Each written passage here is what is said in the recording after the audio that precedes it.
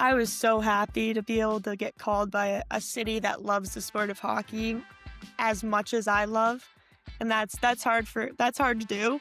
I was so thrilled, and to be able to see afterward, like, photos of my dad with, a little bit of tears in his eyes, um, that that meant so much to me because this whole journey, like, would not be possible without him.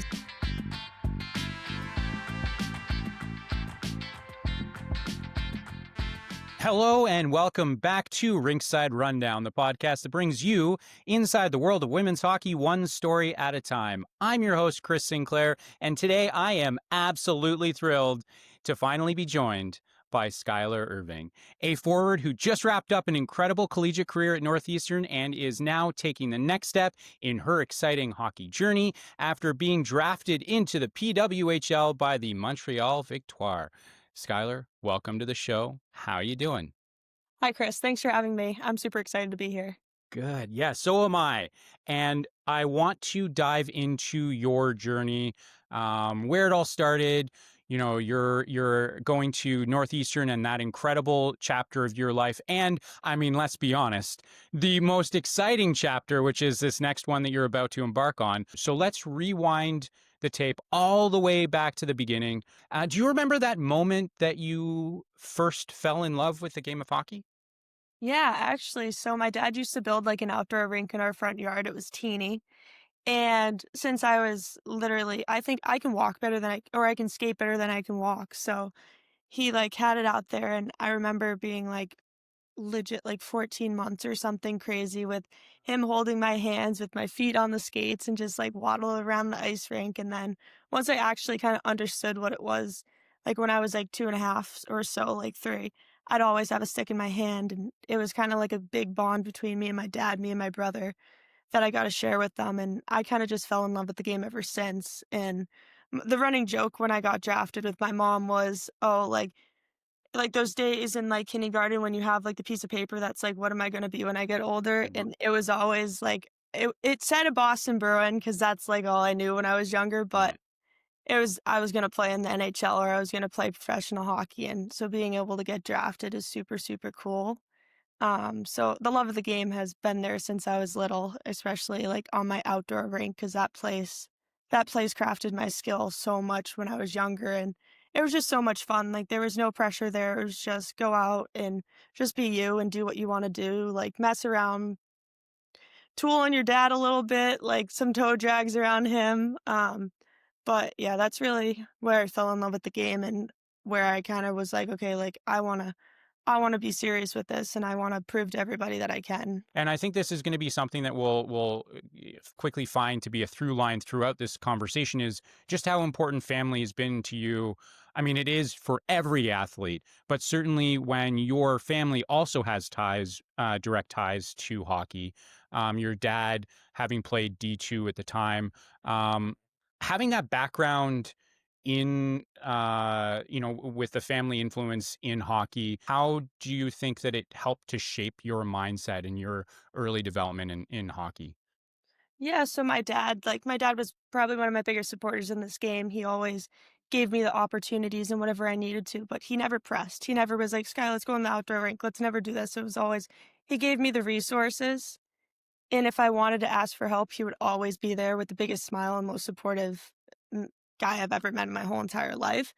But it was more so he wanted me to enjoy the game, love the game, kind of in the same way that he did with his whole family growing up. So, like to be able to kind of share that with my dad and share that with my mom within the game, or even my brother, who he used to put me in goalie pads when I was outside and just shoot pucks at my head, like without even a helmet. He'd be like, Skylar, don't flinch. But it's kind of, it's like a big part of me and my whole family that to be able to share this experience. And also just the way that they kinda taught me that I have to earn everything that I want, um, but it's gonna come true. Like, even if I'm delusional at the time, like I was when I was 3 saying I'm gonna play in the NHL, they supported me and they were like, "You're gonna do this and we're gonna give you all the resources, all the tools that you need to be able to do this." And they supported me through my delusion and even reality now with, everything, and I wouldn't be in this spot without them. And so a lot of credit goes to them and what they've done to help me be in this position. But it's so incredibly awesome to be able to share this experience with them because they've helped so much and they've kind of built the staircase to the success that I've had so far, and it's only the beginning. Um and yeah, it's just the love of the game grew from the two of them and my brother. So it's a family game, and all of the successes I owe a lot to them. When it comes to family support, sometimes you hear stories of, those long car rides home after a loss. And, you have a parent or both parents saying, like, oh, you should have done this, you should have tried that, those sorts of things. For you, that obviously clearly wasn't the case, which is incredible to hear. How valuable do you think it was that, especially early on and now even to this day, your parents weren't there to challenge you in that sort of way and just are more encouraging and supportive? How important do you think that was to you continuing to love the game of hockey? Yeah, so actually when I played boys, so this was probably or U12 or like the O2 team that I played on when I was younger. My dad was the coach, and there would be a time that I'd come off the bench and be like, "Hey, like what am I doing wrong? What am I doing wrong?" But it wasn't the fact that I was doing anything wrong. I just constantly thought I was doing something wrong. So the next year my dad was like, "Sky, I'm not going to be on the bench. You need it. I'll be off the ice, but he was like, "Sky, like you're just going to go out and enjoy the game. Like, just go out, have fun. You have all the tools that you need to do well." And he was just like, "Sky, go have fun." And it wasn't that he wanted to quit being my coach because he's always going to be my coach because he's my dad and he's my best friend. But he wanted me to enjoy the game and not have the constant worries of, I have to be perfect because my dad is the coach, or I have to be perfect because my dad has these expectations for me.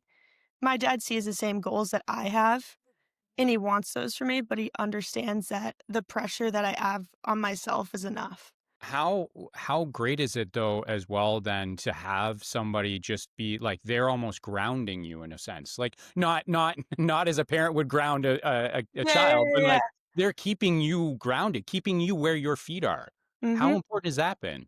Oh, it's been incredible, especially there's been times these past 2 years in college that we weren't doing as well as we did in previous years, and my dad would just pull me aside and just is like, "Sky, just go be a Skylar," like, and that's been our saying, like, growing up, like, "Hey, Sky, go be a Skylar, play fast, play hard, play physical," like, you can only control your effort and your attitude, and he'd be like, "Sky, like, just go have fun. Remember who you were when you stepped on the ice the first time and why you do it? Like, just go be that kid." And so it really it helps so much that he's that way with me, like, he knows when to put a little bit of pressure on me, but the pressure comes from me at the end of the day, but he just wants the best for me, and the same with my mom, they'll talk me through things, and they'll tell me that, like, "You're putting too much pressure on yourself, you're thinking too much, like, just go out, relax, just play loose," like, that's the main storyline with my dad and my conversations after a game. If things don't seem to be going my way or I'm gripping my stick too tight, like, they see my skill, they see who I am as a player, and they know that that's the player I can be every single day, but sometimes, you put a little bit too much pressure on yourself, and you just have to be the kid in the front door rink, or the backyard rink, that you were when you were 5, 6, 7, 8, 9, 10, like, even throughout the teenage years, but he it's been awesome, and I'm so lucky that's the way that they are because I know so many kids that I've coached whose parents kinda made them hate the game, and they don't Mhm. wanna be a part of the sport anymore, but it's such an incredible sport, and at the end of the day, I'm so lucky that that's how my parents raised me, and that's how my parents' post-game car rides would be. So yeah, never the yelling in the back of the car, or you had a bad game, or the yelling in the stands with all those hand signals, but I'm very lucky that my parents are just incredible people. Before we move on to even just your collegiate, I say just your collegiate, but the incredible success you had at the collegiate level, I do have a couple more questions around your junior career, and that starts with Tabor Academy and Notre Dame Academy as well. Strong hockey traditions there. How do you think those programs also help to shape your development, not just as a player, but also as Skylar Irving? Yeah, so I did 2 freshman years. One was at NDA, Notre Dame Academy, and one was at Tabor Academy. When I was at Notre Dame Academy, it kind of taught me like who I was as a player and what I can actually do. We won the state championship at the Garden, which to me the Garden's a special place, but Mhm. yeah, it kinda just taught me, like, even as a freshman who, like, typically would be less skilled, less experienced, like, I can come in and make an immediate impact, and that's what I kinda did, and it was just so much fun. I was with my best friends, 2 of which I grew up playing hockey with since I was, like, 8 years old, so it was a special place for me to be, and but then the following year, I had to kinda make the next step in my journey, and that was going to Tabor Academy, which was, like, 30 minutes from my house, but that even in itself, I had, like, a hard time staying away from home, really bad, like, separation anxiety. So, just even there, I kinda had a board. I was living away at school or living away for the first time my whole entire life, and so that taught me as a person that I can do a lot more than I think I can do, and kinda helped me get over, like, the anxieties that I was having, and which was a big step because in college I had to go to college, and then now I'm going to Canada, so Mhm. having that step in just life was super awesome. But kind of in the journey of hockey, the first year of Tabor was tough. There were so many incredible players who went on to play at BC. And I was put into a role that I wasn't used to. Like the previous year I was playing legit every other minute and just constantly needed to be on the ice. And then when I went to Tabor, it was okay, you're gonna play third line, you're gonna play third line wing, you're gonna play different positions than you've were used to, and that in itself was one of the best lessons that I could learn is that you have to be adaptable, you have to be flexible to play any position that you get thrown at you, whether that's wing, center, D, like, if they need it, like, goalie, like, the joke is, "Oh, if they need me to strap on the pads, I'll strap on the pads." Like, I was a goalie when I was really little. I was gonna say, finally, that certainly would have paid off. You Yeah, taking no, those it shots from definitely your brother. Yep, it definitely paid off. My dad definitely did strip away the pads. I'm just kidding. Yeah. He was like, "I think you're a little bit better at forward. I think you're gonna go farther here." Um, but yeah, it kind of that first year kinda taught me I need to be more than just this powerful forward who can go score. I need to be able to be good in the D zone, be reliable and consistent so that the coaches want me on the ice all the time. And that was, like, such a good lesson to learn when I was that age. And I'm so grateful for it. And then the following 2 years or 3 years, actually 2 years, because COVID kinda put a huge damper in my senior year at Tabor, which was sad, but it is what it is.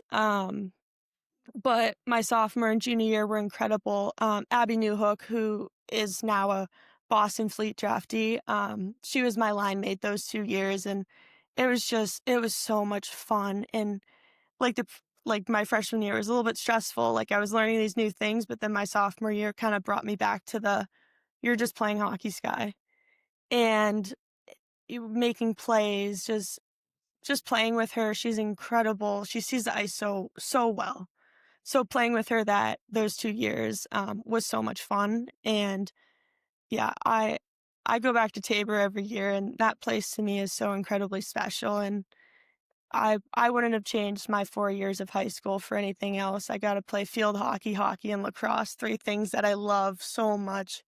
I got to be on the water, which kinda taught me a little bit to not just focus on hockey, not just focus on training, you have to be a well-rounded individual, Mhm. and my my friends were telling me, "Hey, Sky, just go to the water," so I fell in love with, like, the ocean when I was at Tabor, so kind of helped me be more well-rounded and have so many more things that I love outside of just hockey. And I fell in love with learning too, and that's something that all my coaches would kinda say about me is that I love to learn, I love to ask questions. I'm kind of obnoxious when I ask questions a lot of the times because it's one question after the other, but they know it's just because I wanna learn, and that's something I'm super excited to do in this next chapter of my life as well. So, yeah, Tabor was an awesome place for me, and I'm so happy that I'm able to talk like this about this school, so Oh, I love that, it's clear that it made an impact on you, and I think, especially early on, and you kind of touched on it a little bit there in saying that,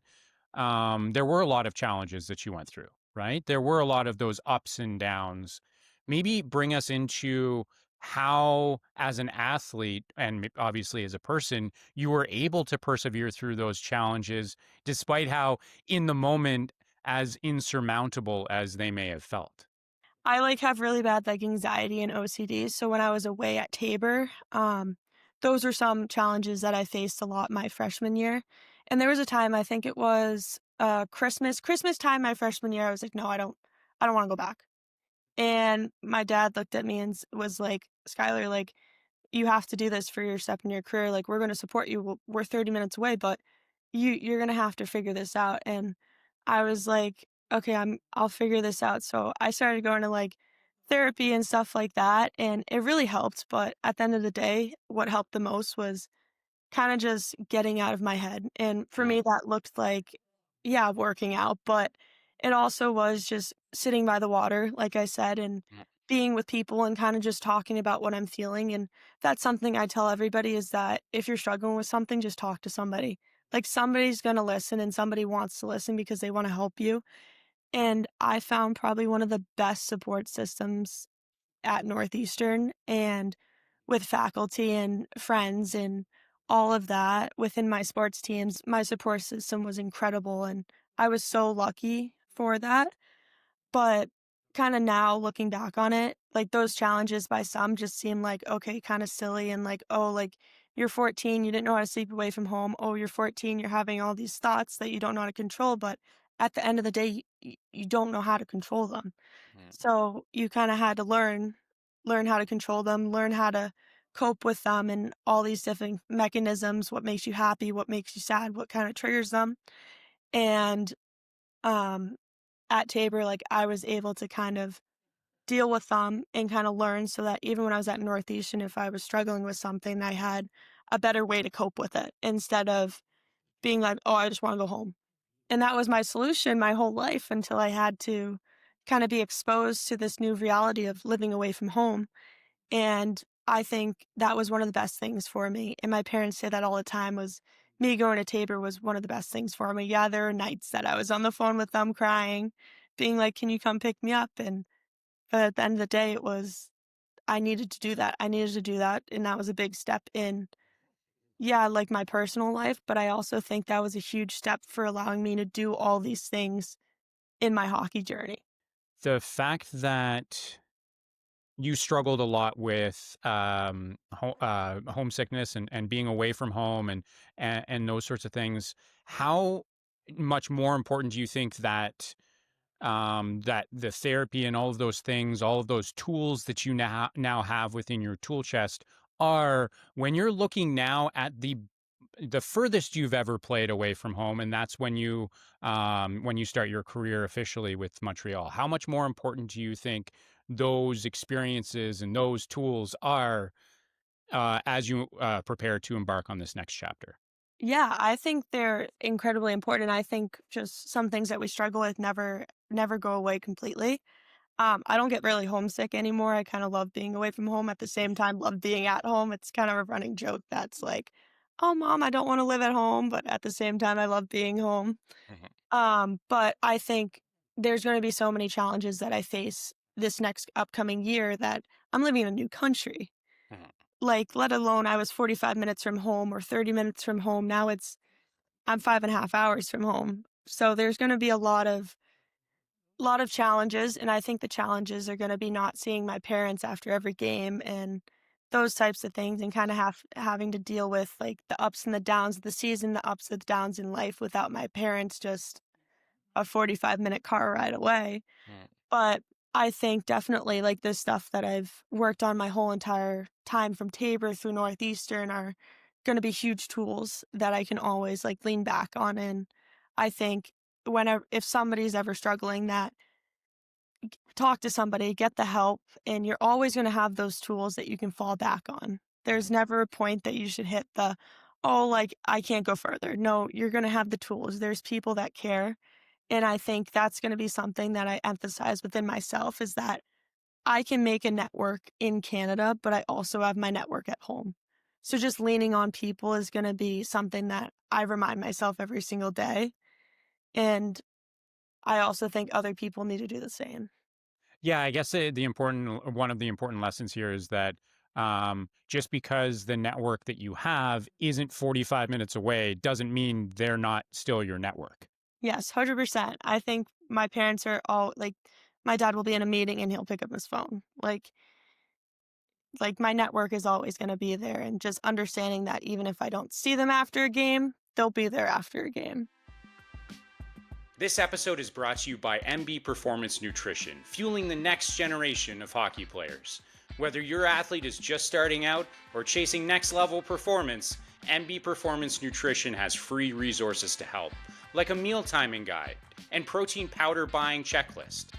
Founded by Melissa Bufunos, a certified holistic nutritionist and former elite hockey player, MB Performance Nutrition also offers one-on-one coaching, team workshops, and more. Learn more at melissabufunos.com. That's MELISSABOUFOUNOS.com. So we've talked a lot about Northeastern, but let's actually dive into your career at Northeastern. And we're going to start off with what may feel like a silly question, um, because I want to know why Northeastern felt like the right fit for you. Obviously, Northeastern, there's the regional, it's close to home, or closer to home anyways. But maybe why Northeastern and not somewhere like BC or BU or some of the other Boston area schools? What was it about Northeastern that drew you to that program in particular? Yeah, I think there's a huge legacy at Northeastern with all the great players who've come before me. But I think the thing that ultimately made my decision so easy was the second I stepped foot in Matthews Arena. Mm, I stepped foot in there and I was like, I want to play here. There is no second doubt. I was torn between all the Boston schools because I was like, I want to play in the Bean Pop, but mm. I came into that rink and that that that flipped the switch and I said, wow, like I'm playing here. And I turned to my dad on my visit and I was like, Dad, I don't want to play in any other jersey but the Northeastern Husky jersey. Which is kind of like a simple little answer, but Matthews Arena is a home to me. So it's like sad now with the construction that they're gonna do, but that place, there's so much history there, so many great players who've played there before me, Kendall Coyne, like Alina Mueller, Murray Murphy, so many great players who played there. So just being able to step on that ice was so awesome, and I knew I wanted to do that. Yeah, and I mean, it's a nice jersey. It's a nice rink. A lot of, as you mentioned, a lot of great players, including the one and only Gwyneth Phillips here in Ottawa, who, Phillips, my yeah, bestie, love her. yeah, and she had quite the rookie season in the P-Dub. So there's a great reputation for that program. It's such a competitive culture there, and as you mentioned, there's like it's competitive, and there's so much. There are so many great players that have come from that program. How did those aspects really push you to grow and challenge you to continue growing in your own journey? Whether you're a freshman through senior, fifth year, whatnot, like you're being challenged. You're being pushed by everybody in that program, whether it's the coaches, whether it's the staff. Like Mm, you're being pushed 24/7 on the ice, off the ice to be the best that you can. Like we have kids who work a 9 to 5 and then come to the rink and they're skating. Like there's such a high level of, in general, success at that school. Whether you're scoring the goals in the game or just cheering people on, everybody at that place is successful, and there's just this huge culture of success, like, wherever you are, you just feel it, and everybody wants to get better, people wanna push each other, and personally, that's something I love being challenged, I love being pushed, I love doing the hard thing, like, the one more rep, like, whatever it is, I love doing that because I don't know, I found so much joy in, like, pushing your limits. So, like, my freshman and sophomore year, I was constantly being challenged. You had the 3 incredible players on the first line, Murph, Alina, and Chloe Rard, and then there's just such depth within the team that I was constantly challenged, had to get better. So, I'd always look to the like, my teammates, and I'd always ask Alina, like, "What do you do on, like, zone entries?" Or Murph, I just talked to her about, like, shooting or whatnot, like, I had all these resources, but at the same time, when it was mini game Monday, like we were all competing against each other 24/7. And it was like this fun culture of being competitive. Everybody wanted the best for each other, but at the same time, you had to want the best for yourself as well. And like there was no mercy. Like Katie Nolan, Meg Carter, who were two of my close friends there, like people hated to play against on a mini game Monday. And I was like, "Okay, I want that to be me next year, like, I want people to hate playing against me," so, like, there's just this overall competitive nature there, and it really, really helped me become my best.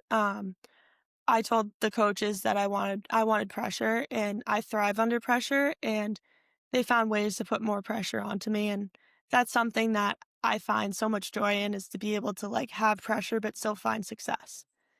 And I think great players are able to do that, and it's just so much fun when people find a way to not kinda crumble under pressure, but kind of thrive, and that's who I am as a person and player, and Northeastern definitely kinda built me that way. You have you spoke about how important being able to play in the bean pot was. When you think back to that experience, especially with it being your final bean pot, and it being something that was so important to you even before you started your collegiate career, being able to wrap things up with that being the final one for you, what was that experience like, and what were some of the things that you took away from that opportunity as well? Yeah, it's such a special, special game, and special tournament for us at Northeastern and the Beanpot schools, BU, Northeastern, Harvard, and BC. And growing up, going to those games at the Garden, watching the men play at the Garden, Mm. to be able to now be the woman play at the Garden.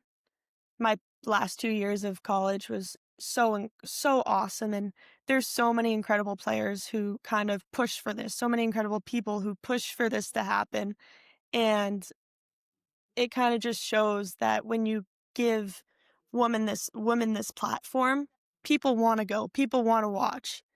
And so just having that my last 2 years was super cool because that kinda just shows you the growth of the sport from when I was younger to now.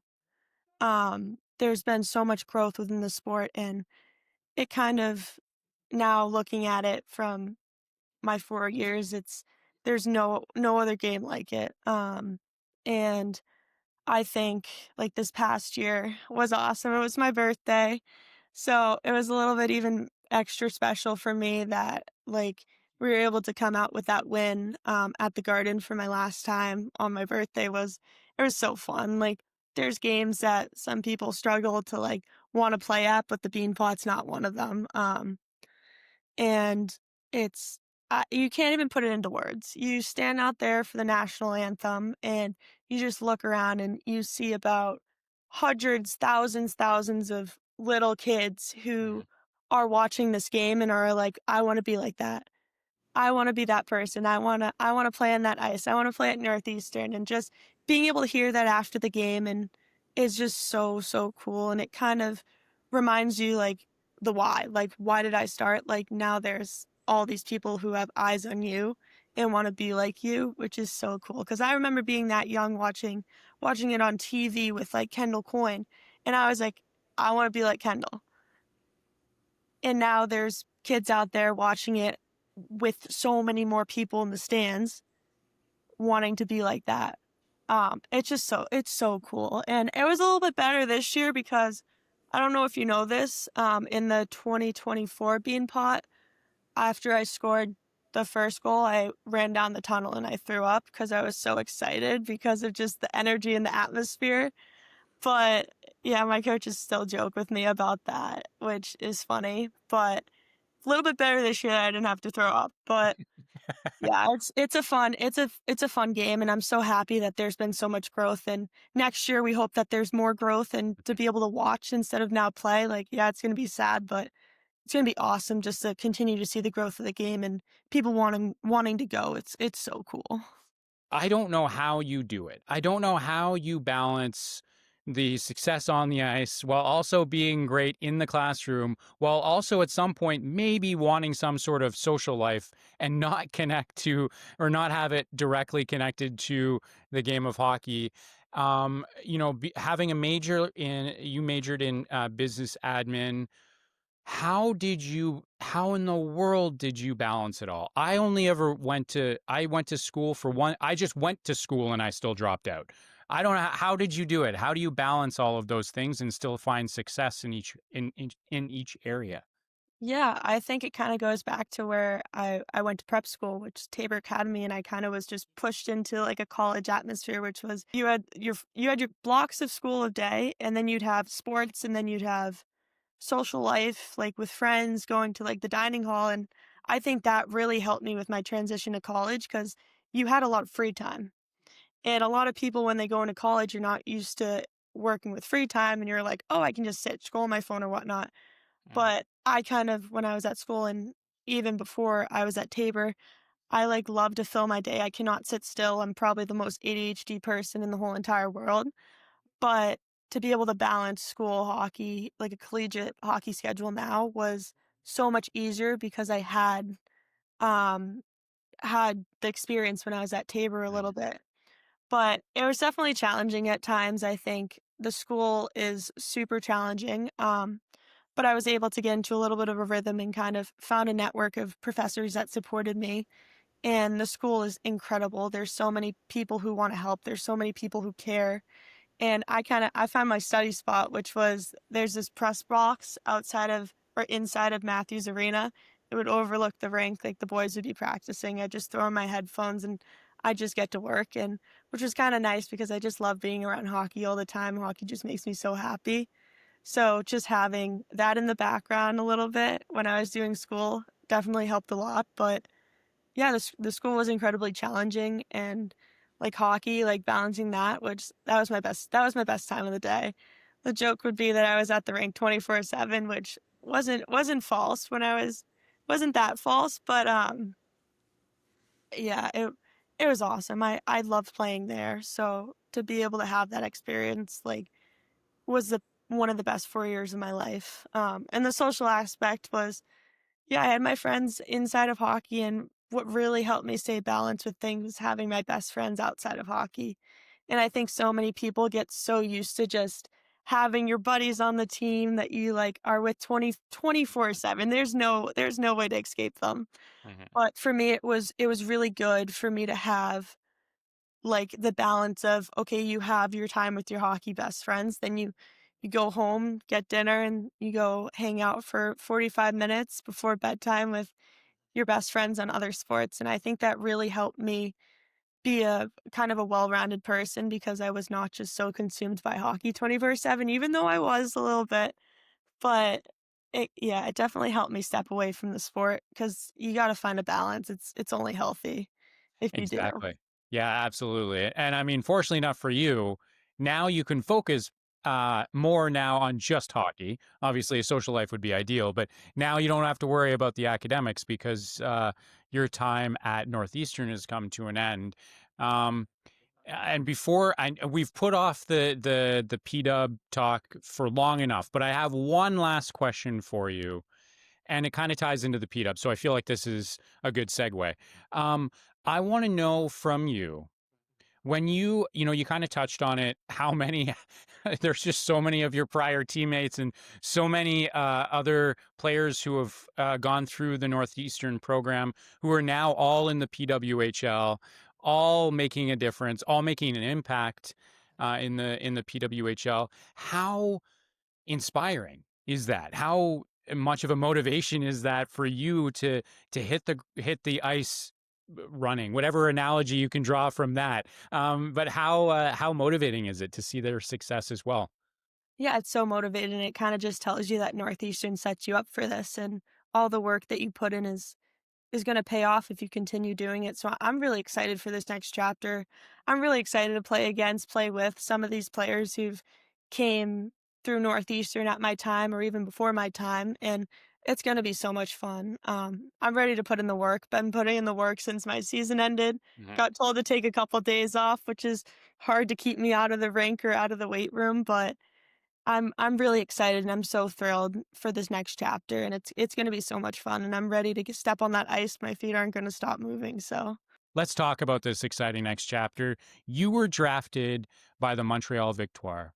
What was going through your head before the draft? And then how did it feel when you heard your name called?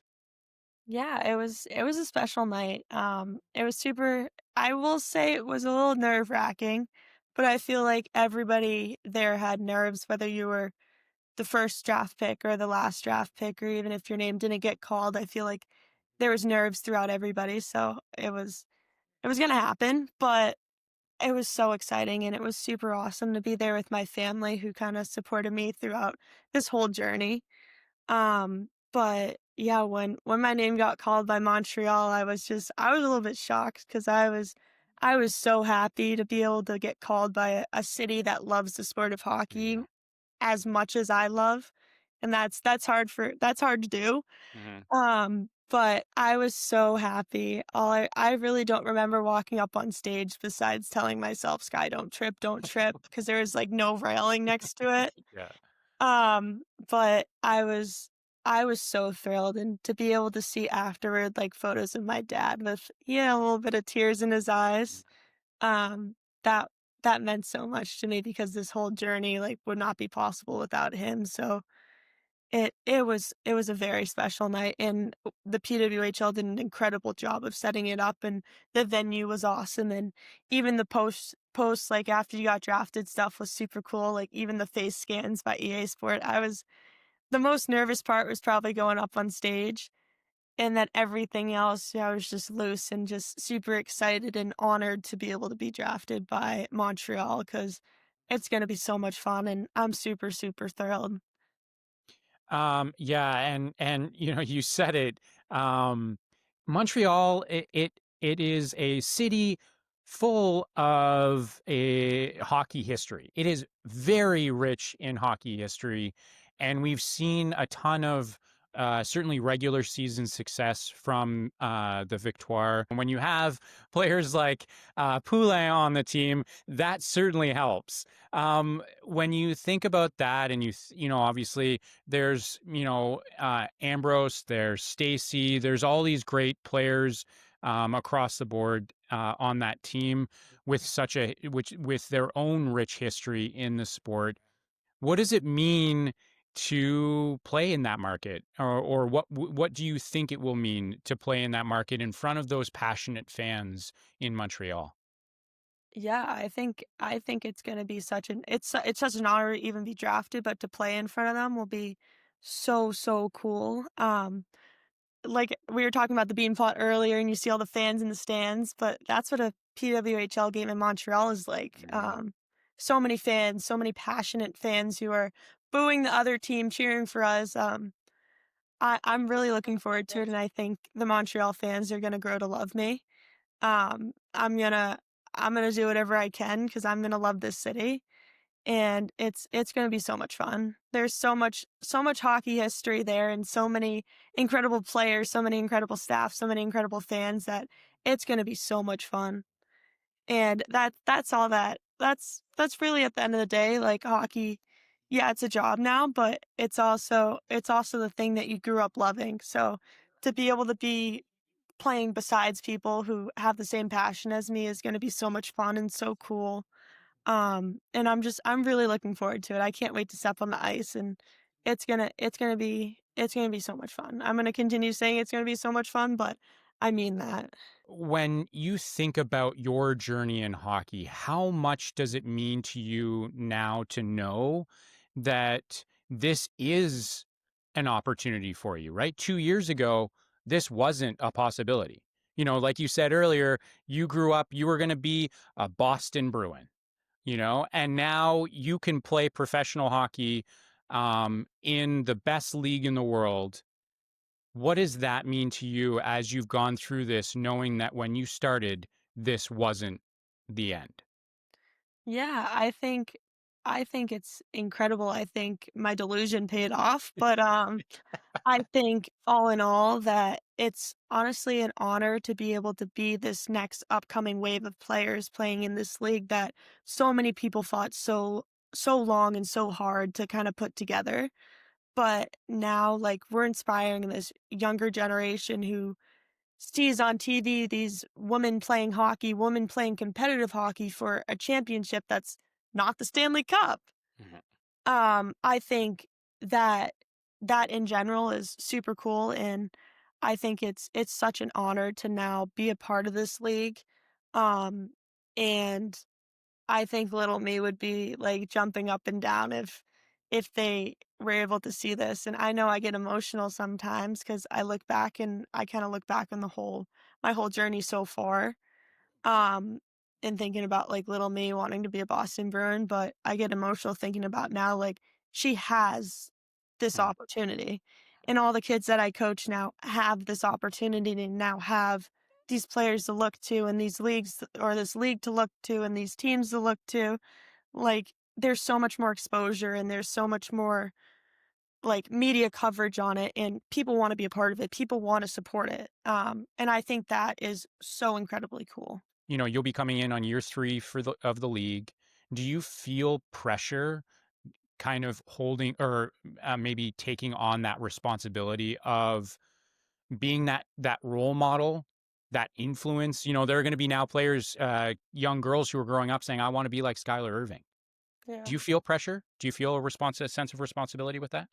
There's obviously gonna be pressure because there's so many little kids, like, looking to you, but at the end of the day, like, you can be the good role model for them, you can be the person that, like, you didn't have growing up, like, looking to on the ice, so I think it's super cool, but, yeah, there's gonna be pressure, but it's gonna be something you kinda learn as the days go on, and, like, I love coaching, so I think probably one of the most rewarding things ever is seeing a kid do well and seeing a kid at my game just cheering me on and telling me things or just talking to me, and so I think I'm gonna be ready for it, and I'm super excited kind of for that pressure because it's gonna be fun, and there's gonna be little kids who wanna be like us when we grow up, and that's more rewarding than it is pressure at all.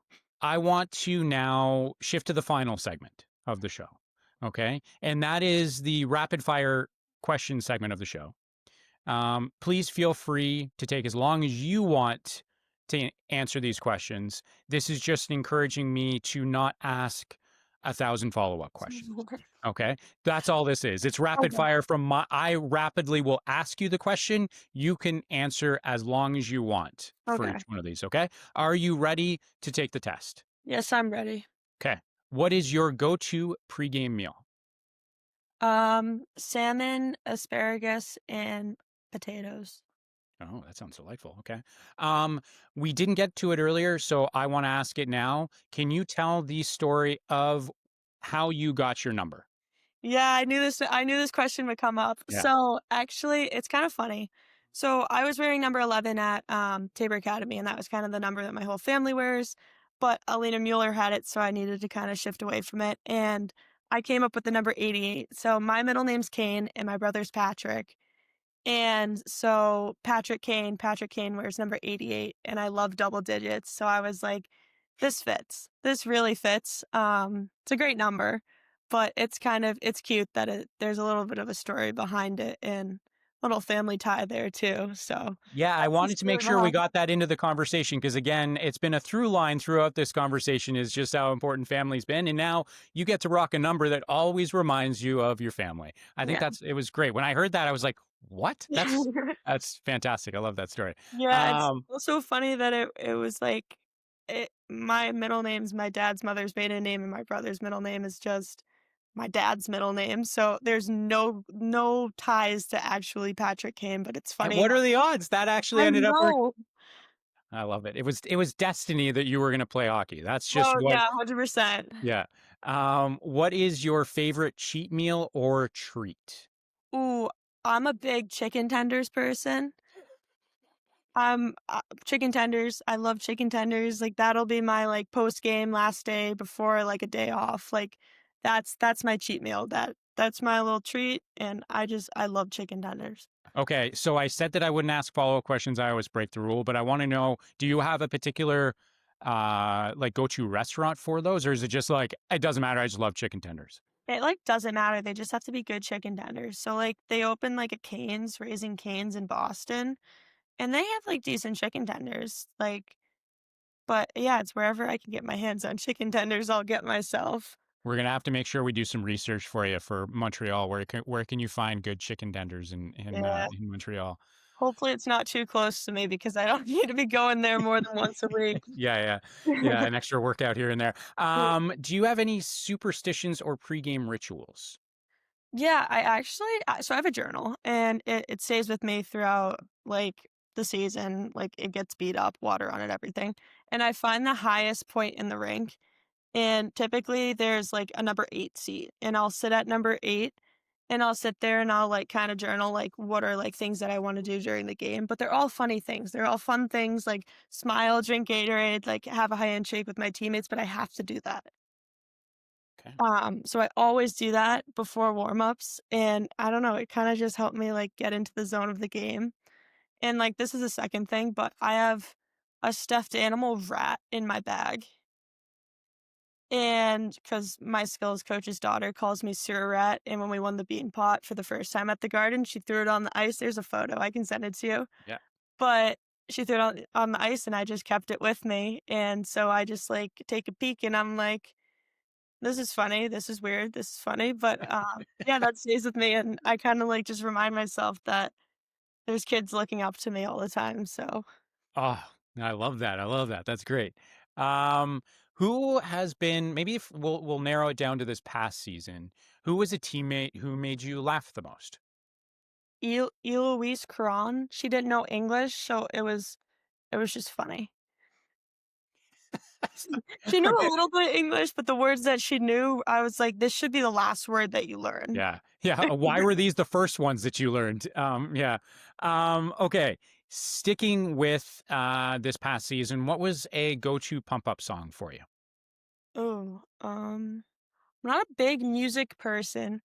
I Okay, al so then maybe is it like let's reframe it then. How do you get ready for the game beyond the journaling?